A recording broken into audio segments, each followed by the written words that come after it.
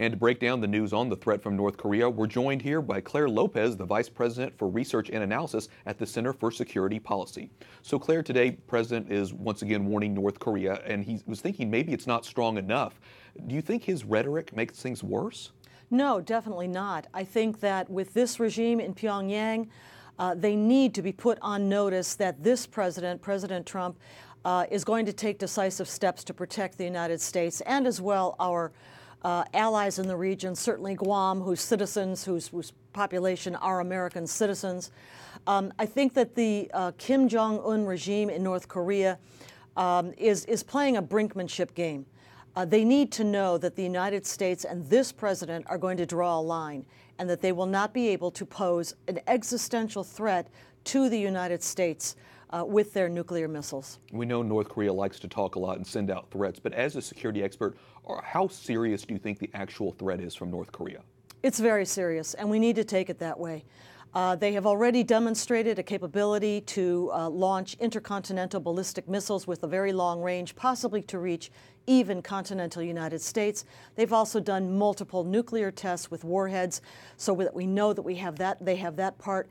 And so recently, United States intelligence has made the report that the North Koreans are able to miniaturize their warheads in order to place them on the nose cones of those ICBMs. That's the last step.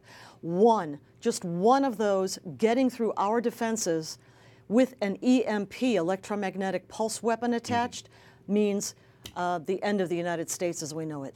One other news story that we're following here, North Korea released a Canadian pastor being held in prison this week. It seems like North Korea is almost, though, sending them a mixed message. Do you think this helps improve relations, or why would they release him at this time when there's so heightened tensions? Well, certainly we welcome the release of this individual from detention in North Korea, but that doesn't change the equation insofar as the North Korean nuclear weapons threat goes, nor does it change the relationship between Pyongyang and Tehran, because whatever North Korea has in terms of a nuclear weapons capability and threat to the United States, we can be sure that either right now or soon, Iran has that too.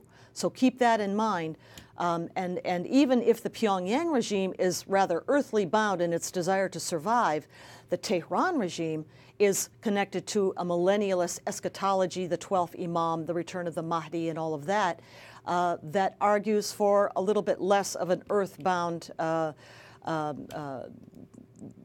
view of things that would make them more reasonable. It's important to highlight that, both the threat from North Korea and Iran as well. Clare Lopez, Center for Security Policy, thanks so much for talking with us. Thank you.